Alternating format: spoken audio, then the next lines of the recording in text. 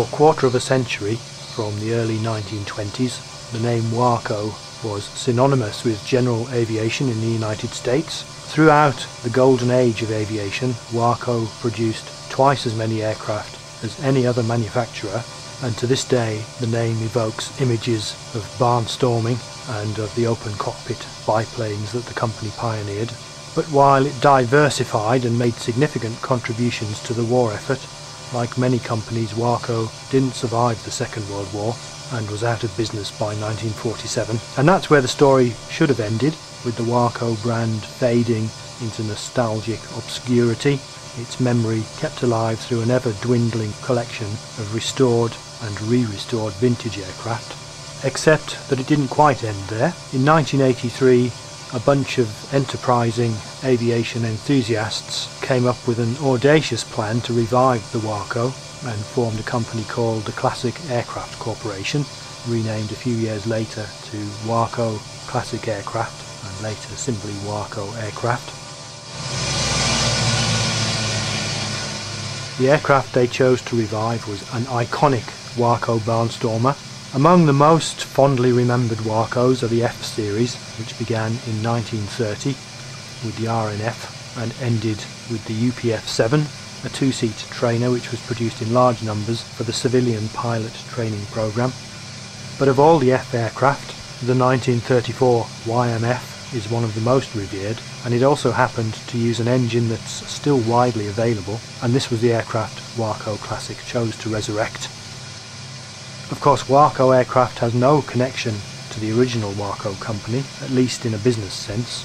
That's long gone, but its legacy lives on in its aircraft plans, and in 1986 the first brand new hand-built YMF in 50 years was completed, and to date about 120 more have followed.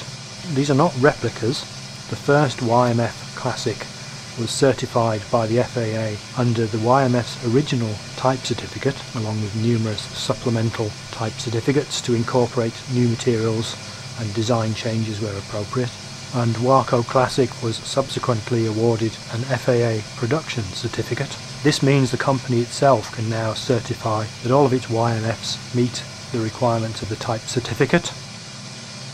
In structure, construction method and appearance, the YMF Classic, the 5C Super and the 5D Super that followed are recognisably Waco YMFs, but they've been updated with modern systems and material substitutions where necessary. For example, the wings are still built in exactly the same way as they were in 1934, from top-grade Sitka spruce, but they're now covered with Dacron instead of linen, which is a much more durable material. So are these vintage aircraft?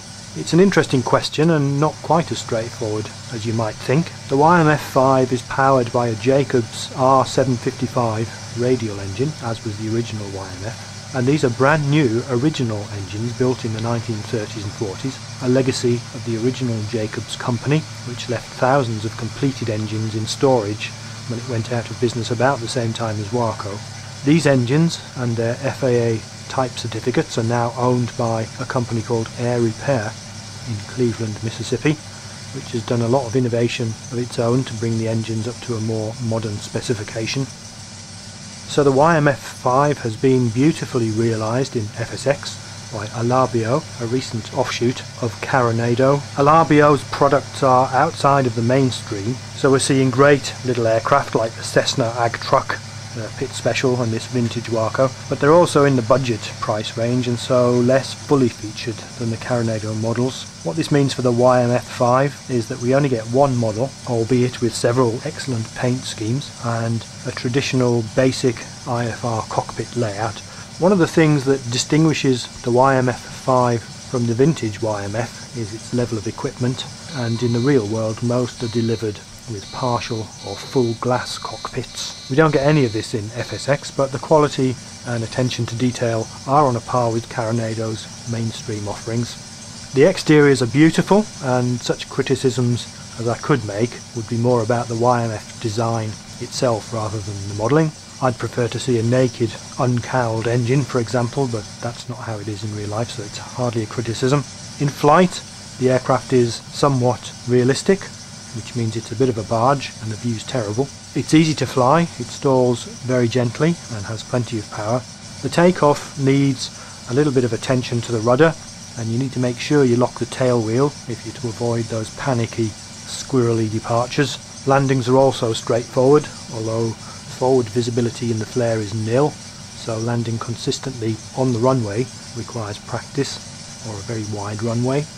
The YMF-5 is just about aerobatic, but it's sedate or perhaps sluggish and doesn't have inverted fuel and oil systems. It's IFR equipped, so you can more or less go anywhere, but it's really more of a cruiser or a fair weather touring aircraft. It's great to see another payware developer making vintage aircraft for FSX, and this one's a great job. At $20 it's also excellent value, well worth a look.